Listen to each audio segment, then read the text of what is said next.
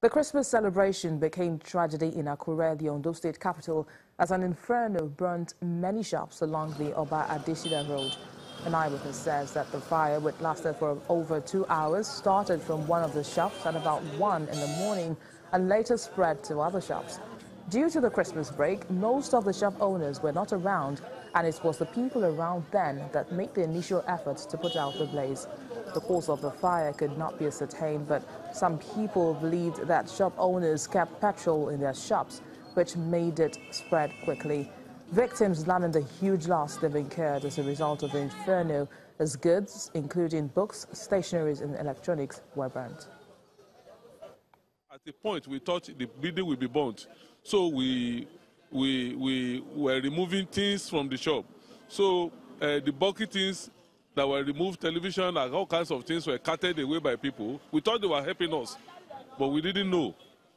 They carted away those things, so many were flooded, and because hundreds of people were going into the place, they marched on all of our goods, and if you open the place, it's a terrible loss to us. Although the fire itself did not burn our building, but it was a point that they used to cut off the fire from further going into other places. They used this thing called my key. Immediately before they cut the key, the fire have captured the main goods. Although the fire brigade, there was here yesterday, but no chemical inside the water. They just carry ordinary water, and the water have nothing to do with the fire because the thickness of the fire was so much, they don't know what to do. In Adamawa State, the government is partnering with some members of the international community to put an end to the Boko Haram insurgency in northeast Nigeria. The constant clashes between herdsmen and farmers and other pockets of violence has pushed the Adamawa State government to seek the help of global organizations to train communities in conflict resolution. Funding for the project totals £21 million to be used over a period of 4 years. The Adamawa State government is taking steps to a permanent resolution to the insurgency in the northeast region, with pockets of attacks still being carried out by militants.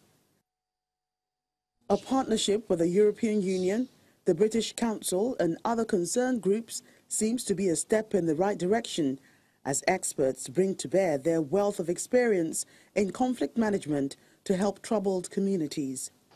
These security agencies are continuing to ensure there is space of protection of life and property. You will recall the recent incident in Adamawa State, particularly in Noma, which is not called for.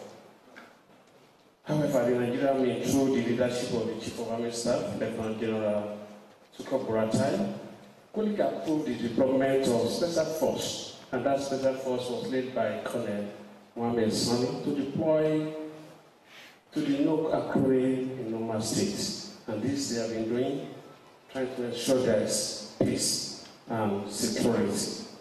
Adamawa State has a population of about 4 million. There are so many youths who are not engaged in productive activities. And when you have youths who are just roaming about without being engaged in productive activities, they are bound to be used by the elite. The Deputy Governor of Adamawa State assures residents of the state's commitment to protecting lives and property. What our people deserve is to benefit from developments that will lift them out of poverty and backwardness, which characterize the past. This government has demonstrated beyond any iota of doubt that we have the capacity to bring about the needed development at Adamawa State, which it deserves. But we cannot do it in any or in an atmosphere of strife. We need peace to do that. And as a government, we shall ensure we do everything possible to promote and maintain peace. This dialogue is being funded by the European Union under the Emergency Trust Fund for Africa with a budget of £21 million.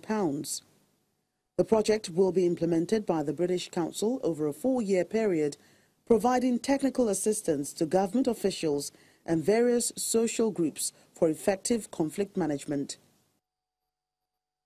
It's Boxing Day, a day after Christmas when boxes of gifts are opened. But in Maiduguri, the Borno state capital, the gifts being opened may be the return to normalcy after the Nigerian army repelled an attack by Boko Haram insurgents in the Molai area on the outskirts of the city.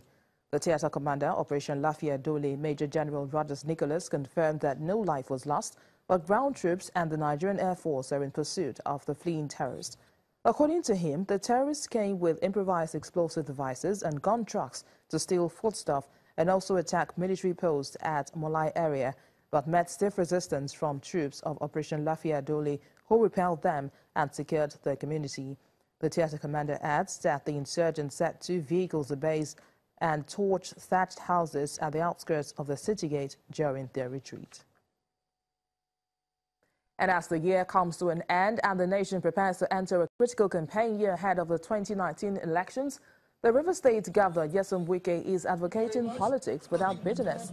The governor was speaking at an event in Ogoni that was graced by leaders of the APC and the PDP in the state, including former government officials from the previous administration of the former governor, Chibuike Amechi.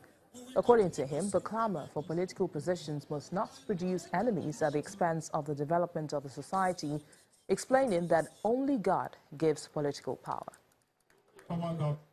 What is important is for all of us to realize that first is the interest of our state. Political party is a vehicle to take you to where you are going. When the vehicle has taken you and drops you, you don't talk about the vehicle again. You talk about your people. Time has come, we should learn that we can't continue playing politics of bitterness. Even if you are in PDP and you are elected, when you are elected, talk for the interest of the people. Even if you are in APC, you are elected, when you are being elected, talk for the interest of the people. We can't continue to see ourselves as if we are enemies. That has to stop. We cannot all belong to one political party. But what is it for all interest is that we should realize that we are one people. Governor of River State Nyesom Wike.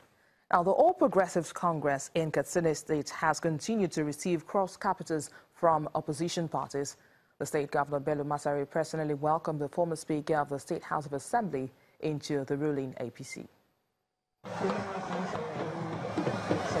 This is Gwajugwaju village of Mai Adua local government area of Katsina State.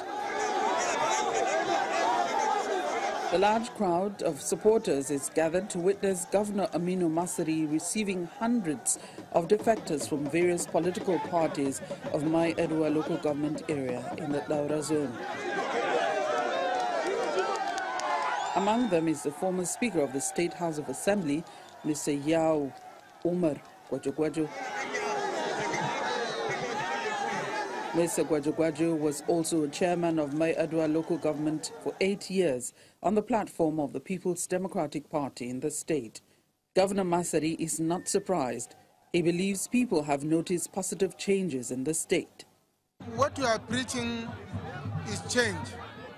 And this change is not about changing of names or faces, but changing the way we run the affairs of people, governance.